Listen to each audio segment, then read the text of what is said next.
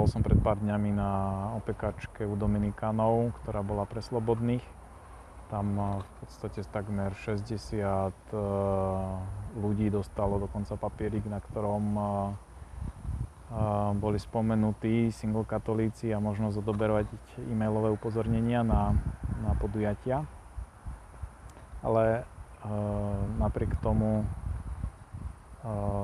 sa v podstate nepodarilo na nasledujúcu aktivitu, ktorá bola v podstate God Zone Worship Nights, nejakým spôsobom zorganizovať ľudí, aby sme sa stretli.